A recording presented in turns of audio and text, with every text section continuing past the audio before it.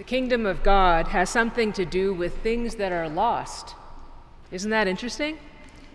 Do you lose things? Do you misplace things easily, or am I alone? Do you ever hunt for your keys or your sock and ask Jesus if he's not otherwise occupied to help out, right? Do you ever say a quick prayer to St. Anthony when you are desperate? Or do you find these stories really annoying? Who risks 99 for one? Who sweeps up the room to find a coin, then spends lavishly on her friends? Well, apparently God does. God is like a shepherd, we hear. God is like a woman, we hear. So in watching the beginning of the remembrances for Queen Elizabeth in the UK, it is striking to me how an overwhelmingly non-religious people accept the medieval pomp and circumstance that we Episcopalians reserve for church as a part of their national and political life. Strange enough that we do it in here, probably. The closest we might get in our country are maybe judges' robes or military or police uniforms, but even those are pretty austere. Our public shared life looks like business. Clearly, business is what we care about. The Queen and her family don costumes with fur and swords for parades or processions, we would call them, which will never end on a medieval battlefield, but point to an imperial history, dressed as sacred and ancient and unchanging. Now, it has to do with us only because the head of the Church of England, the monarch, is often the most well-known Anglican layperson in the world. In our church, the head of a fellow church in our communion of churches is of interest to us. The defender of the faith, they are called, which means a defender of the sacraments, not a follower of Luther at the time, a believer in grace manifest in ritual and ceremony. And many in a church like ours are Anglophiles, by interest and some by heritage, fascinated and caught up emotionally in the lives of the British royal family. So for some of us today, this change is momentous. For some, they are a reminder of a brutal imperial history. That's true in this room as well. And for some, a quirk of Europe in the news cycle. So I am struck by how many people who were clear that they are not religious, definitely not Christians, use religious language for the Queen. She is to them what goodness and rightness looks like, no matter how little they know of her or what scandalous things we might know, as close as they might get to someone godlike. Which takes us back to our readings, and the way that Jesus has of upsetting what we all naturally tend to do. All of us live in systems of prestige and power and aspiration in our day-to-day. There is the doctor if you're at the hospital, the principal or the dean at your school, the C-suite in your office, the people who are in charge, and maybe that's you. Wherever you are, there are people like that. And even if you know that these are just people like you doing the best they can, it seems a part of human nature that we try to be like them. We try to please them, try to make our way towards that power, like the attraction of the Queen. So of course, I am excluding rectors from this scenario. So the stories of Jesus are told to challenge that in us, the desire to imitate, to please, to define ourselves, to understand something about ourselves in relationship to power in this world. You can see how this would work for race and gender and class and all of the outside things that can define us and determine people's lives.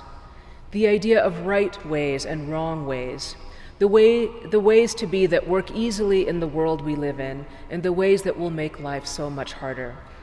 Jesus says, take a shepherd.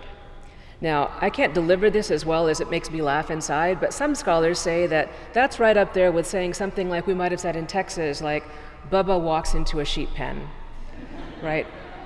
Shepherds are God in our church, note the mural. But note the radical nature of this image. As one of you said to me not too long ago, that's supposed to be Jesus? Yes, the Good Shepherd is Jesus.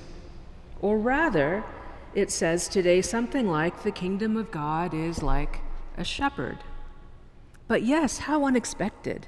God is like that guy, hunting around in the rocks and undergrowth for a sheep that has gotten lost, the separated one. A modern day shepherd recently wrote a reflection, which you're going to hear about from me often because I find it so compelling. But he wrote on this passage based upon getting a new dog. He sent his sweet puppy outside where the sheep were and just forgot to call him back, right? He was new. So when he remembered, the sheep were a mess. That puppy had barked and run them ragged because he wasn't ready. He didn't know how to do the thing he was bred to do yet. It was a mistake. And of course, they had to check if any of the sheep were missing. In the shepherd's looking around for that sheep, he finds her hiding in the brush, shaking, alone, terrified, and stuck on a bit of a ledge from which she could not see the rest of the herd to return, or the flock, I guess. God is like that shepherd we read today, who finds her and is horrified by the mistake, that silly dog, the life almost lost, the shaking, dear, broken thing. And don't we all want power to be like that? Don't we all want the powerful to see us and to care for the most vulnerable, to rein us in if we are causing harm, to go out seeking the lost? Shouldn't we want power to be used for that? God is like that, Jesus says, like that. Or a woman who has lost a valuable thing, a treasure. You are like a treasure. People are so valuable.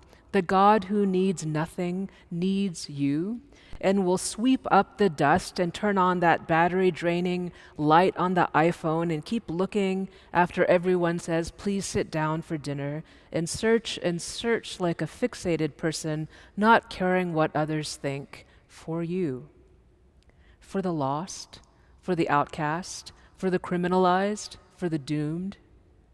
When you're looking at the most powerful in your world and changing yourself to be like them, when you're losing your way, when all you can hear is the barking and yipping of insecurities and immaturity and bias and fear and temptation, when it has taken you to a ledge upon which you are sure you are alone, God will meet you there, we hear today, and in compassion bring you home. These times of profound conflict in our world are also times of possibility for the most profound kinds of healing, for restoration, for creating new ways to be. The old festering wounds are opened up again, and they are foul, and it is for us to try again to learn what healing and restoration could be. Today in the forum and in the panel after church, we are talking about redemption and restoration in the most concrete of ways. People subject to the criminal justice system in our country or vulnerable to it, quite literally the most cast out and lost, for whom there is no straightforward return, and for some the doom of death row. Living quite concretely in this space where grace abides, beyond our rationality, our fears, our logic, given of God for the healing of soul and body, heart and mind. The gift of a seeking God, written of as a fool, a criminal among criminals, hung on a cross. The heart of our faith, a gathering laborer, calling us home to God. From here we build anew, reorienting ourselves, our souls and bodies, to be like the one who seeks us, to be seekers together, truth-tellers, healers, defenders of the faith.